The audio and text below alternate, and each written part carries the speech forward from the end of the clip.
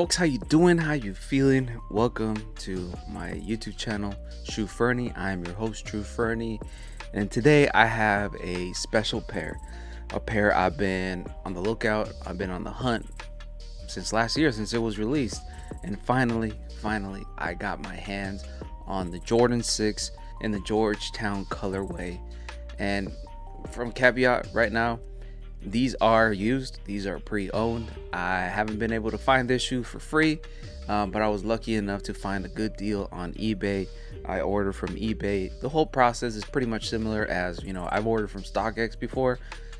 Luckily I didn't get any fakes, but it's pretty much the same. They send it to an authenticator, the seller does, and then the authenticator sends it to you if they're authentic.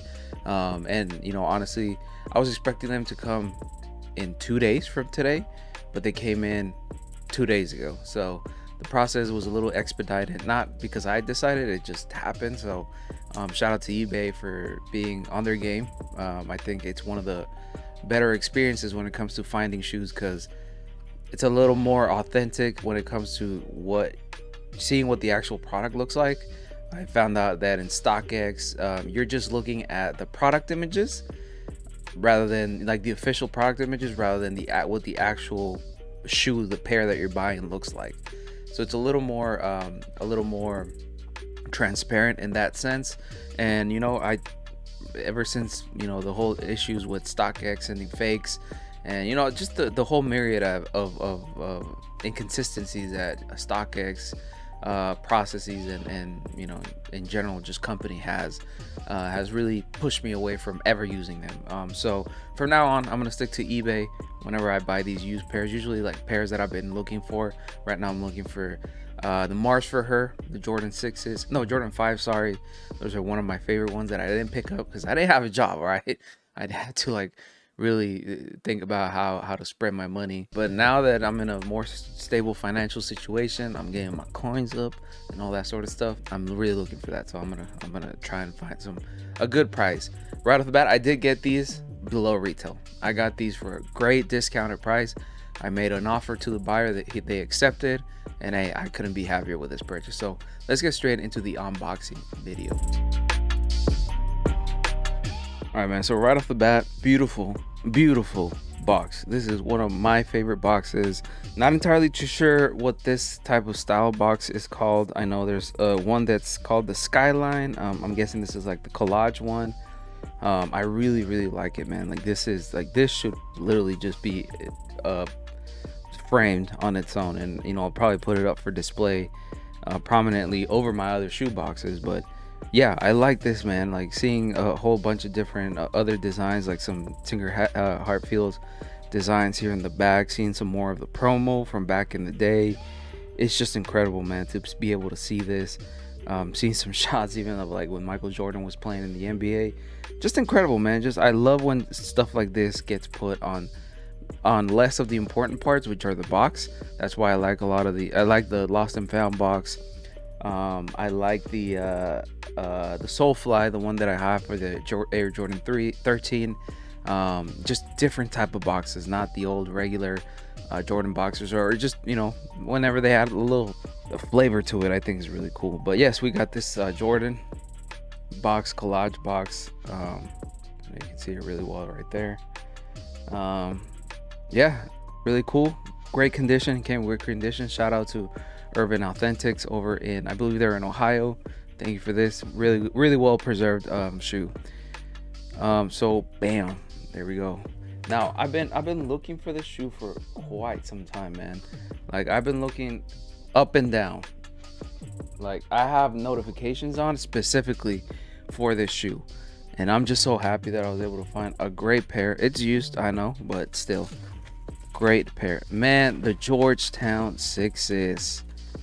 Ooh, I don't know if it's suede. It's a really short hair suede.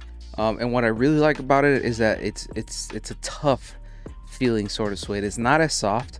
That's not really a bad thing, I'm not gonna lie. It just feels like it's gonna be a more durable shoe in the long run. Of course, it's pre-owned, so some of the icy blue that you see here are starting to fade away and get a little yellow over here, but that's not a big deal. That's something that's fixable and that's cleaned.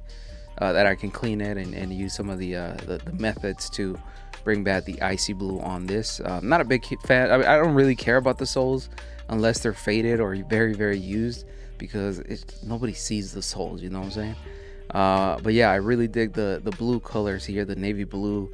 I like the contrast between the gray and the blues. It's such a really nice looking shoe. Now the shoe normally doesn't come with the I guess you call it like the lace lock down here when it comes from the manufacturer.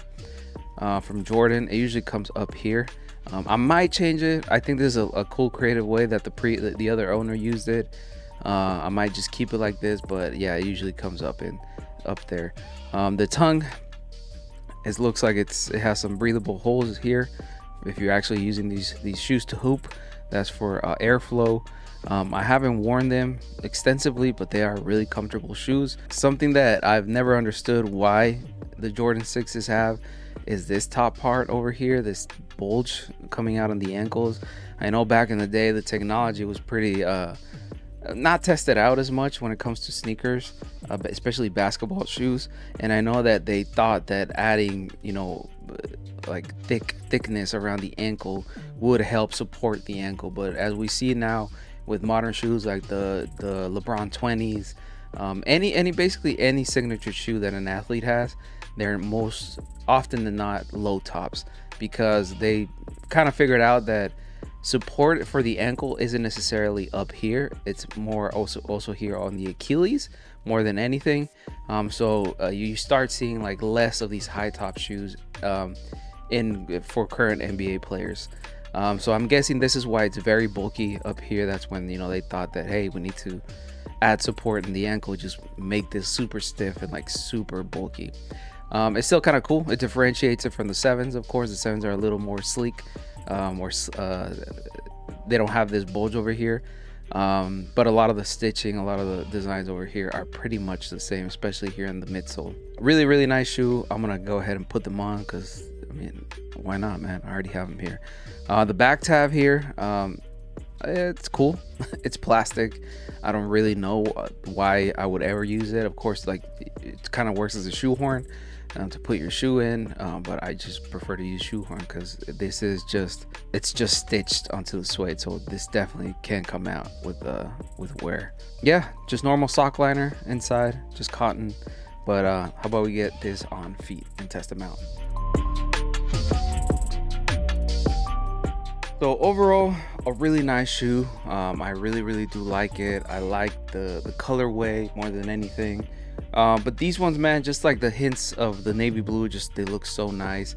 And I've always said that the Jordan 7s they're one of my favorite silhouettes. And you know what better, you know, I know I was gonna like the Jordan 6s just because they're very similar in like the paneling and stuff, some of the designs. Of course, you know, Jordan 7 takes a lot of inspiration from this. They just basically built upon the Jordan 6, and so I'm expecting this to also be a beater, sort of, not a beater, but like a daily type of wear thing, just because it goes well with everything so well. I like the reflective paneling underneath some of the leather. Makes it look cool. I don't really know when it would ever come handy to you know, to really shine a light on them, but you know, it's a nice little hint, and I appreciate that. It just makes the shoe look even better. Resale price is not that crazy, to be honest, but it's still, you know, a really sought after shoe. So you might have to pay a little bit more than the $200 that or so that it was retailed at. But yeah, Jordan 6, happy that it's in my collection. I can finally put that to rest now, and I'm glad that I got a good pair and a good deal on this. And again, shout out to Urban Authentics over on Instagram. But folks, I've been True Fernie. This has been my review for the Jordan 6 in the Georgetown colorway. My next purchase is the next shoes that I'm looking forward to is getting the Jordan 5 Mars for her, or any Jordan 5s. To be honest, I've been seeing the green bean pop up here and there, but not a big fan of that colorway. It's very gray. There's not a lot of green in it, and honestly, I don't really wear green like that. But folks, if you like this video, go ahead and give it a thumbs up and subscribe. If you didn't like this video, go ahead and give it a thumbs down, because believe it or not, every single bit helps the algorithm. Make sure to check out my gaming channel, where I do anything from reviews, reaction videos, industry news, that sort of stuff. Gaming is kind of like one of my main passions besides sneakers and music. So make sure to check out that channel. Links to my socials are down below. Please make sure to follow me on Twitter, where I spend most of my waking hours talking about anything and everything that might interest me. Everything from gaming all the way to sneakers, anime, anything that, you know, just kind of like interests me, man. I'm always on there. I'm always tweeting my bullshit. Make sure to follow me on both on Instagram and TikTok at TrueFernie, where I upload short form reels.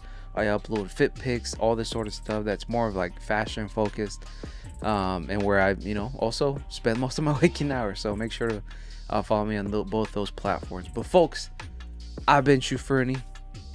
Thank you. Please take care of each other.